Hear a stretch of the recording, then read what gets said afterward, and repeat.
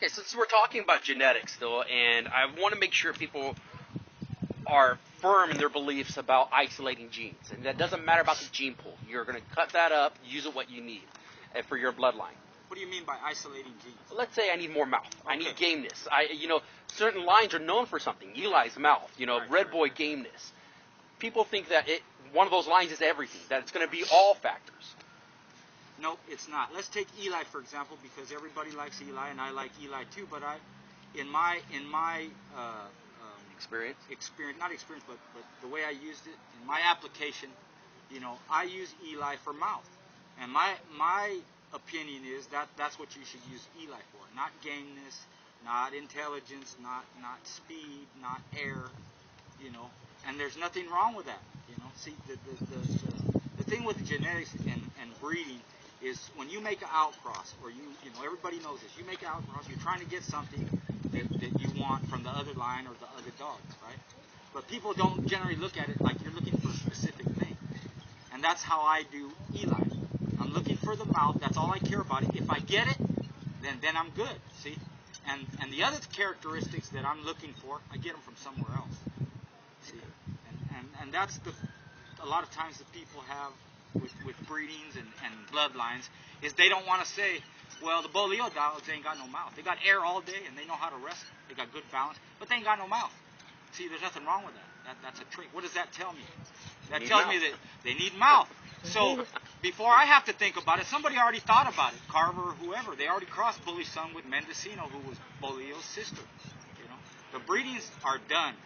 Right, have been done. We're not inventing anything. We're recreating the wheel. Yeah. What already was done. And if you look back on your pedigrees and you use the same techniques they used with different dogs, but you're using the same crosses, the same techniques, whether the father's bred like this and the mother like that, and you breed them together, you're going to get the same thing you got back then.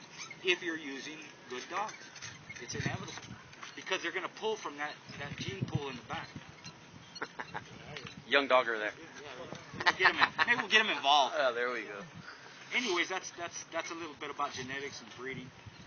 Everybody has their own ideas on how to breed, and I'll say this like I do everything else. Before you begin any breeding program or make any breedings, first ask yourself, why are you making the breeding? What do you expect from it? Well, one of the things I'm seeing is people say, "Oh, it's a purebred pit bull," but they're breeding towards traits that aren't pit bulls. Let's see these huge weight pull dogs, and they're breeding that direction. Okay, they could have started off with a purebred pit bull, and when you don't keep the standards, when you breed away from those standards, it ain't just gameness, it ain't just fighting, but when you breed away from other standards too, you're removing what was in there, replacing it with something else. You change the dog. That's just common sense. That's how you make different breeds. Somebody wants to develop a different type of herding dog. They'll take herding dogs and they'll add whatever else they need to it and develop another breed. So outcrossing it's not really even purebred or not. It's about bringing in the genes desired or isolating them. Well, outcrossing in breeding the terms, it is used it does mean the way you said. It does have to do within the bloodline, within the particular breed. You can only outcross pit bull to pit bull. When you bring another breed in, that's mixing. See, that's mixing breeds. And that's where people have to get, and just like they say scatterbred and this and that. Scatterbred is a bad term. Scatterbred is not outcrossing. It's not three-way rotational or four-way or five-way rotational crosses. Those are standards. Those are breeding techniques that I use and a lot of people use, which is different from scatter breeding. Scatter breeding is using a bunch of crap that you just throw together because you like to breed dogs and there's no breeding behind it and there's no good dogs behind it. It's junk. It's shit. So we should quit using that term in our pit bulls unless somebody scatterbred it and invented some junk. Well, a lot of things I'm seeing is people getting these dogs and within one generation jumping 30 pounds for the entire litter. And they're saying, well, it's happened before and this or that. And I'm like, no, they took a shortcut. They went and got that size from a different breed, bred that in, and bred towards that trait. Right. Because I'll tell you this. People have a hard time accepting that pit bulls don't get that big. I don't care what you do to them. You can't make them 100 pounds. It's not in them to be that big. You have to add a different breed. You have to mix. And breed towards that. And breed and add something that will improve the size of the dog. Because you can't deal with pit bulls. You can only get them so big.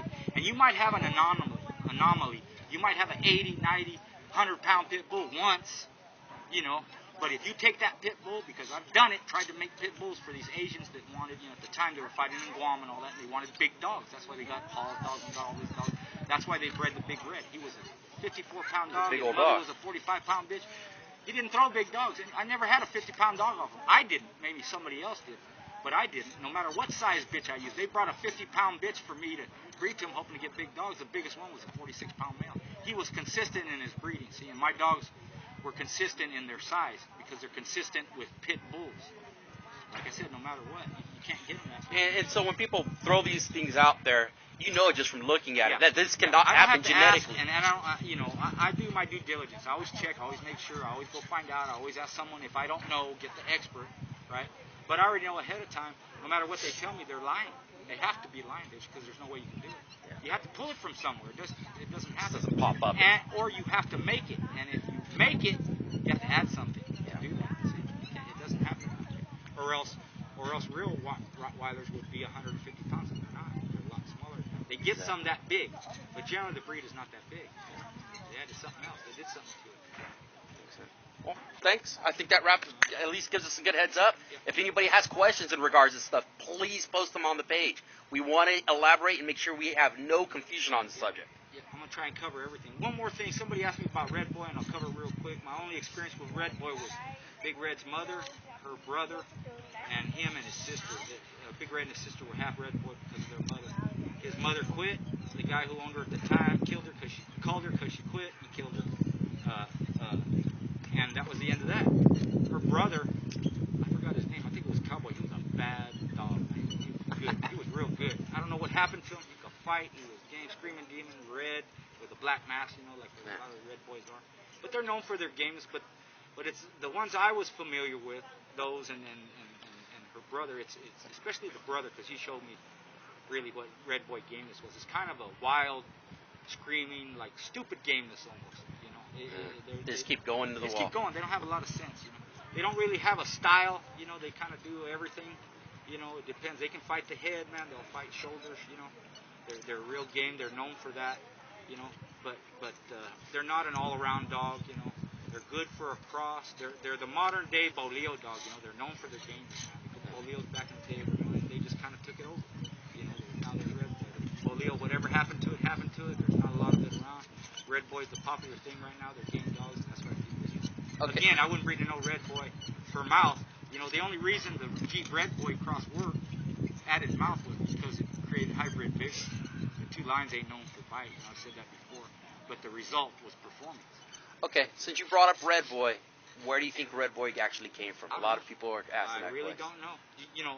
His grandfather, Jack Kelly wrote an article on it. There's a picture in Pete Sparks, your friend of mine, of Tramp standing there. He's quitting. They're counting them out. So Kelly wrote an article, about it. He was there when the match took place. He was there when who owned Tramp at the time? Anyways, he sold him, right? He was going to call the dog. Dog quit at the match. Somebody at the match wanted the dog. He sold it to him. The guy wanted a pedigree. Kelly said he wrote out a pedigree. It wasn't the right pedigree. And what gets me is Red Boy, Tramp was father-daughter bred to make Red Boy's sire, right? So he's inbred on a dog that quit.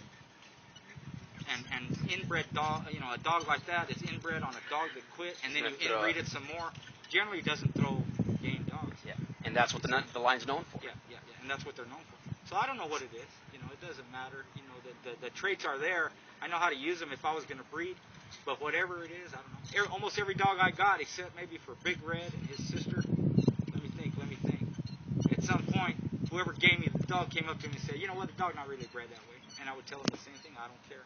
Doesn't matter to me. Proof's in the pudding. As long as they're right from here on out, my pedigrees are right. Yeah. I don't lie. I don't cheat. I never did. And from there, that point on, I can vouch for that, and they can be checked, and all that. But as far as what it is, I don't know. It's old family red nose. Again, Tramp was a parental dog. They're inbred on Tramp, and he's red nose. I don't think he has no litter mates. And I'm not knocking the blood. It's good, man. I would use it to this day if I had it. But the facts are the facts. Yeah. And I don't know. Brindle and. Well, thank you. Anyways, talk soon.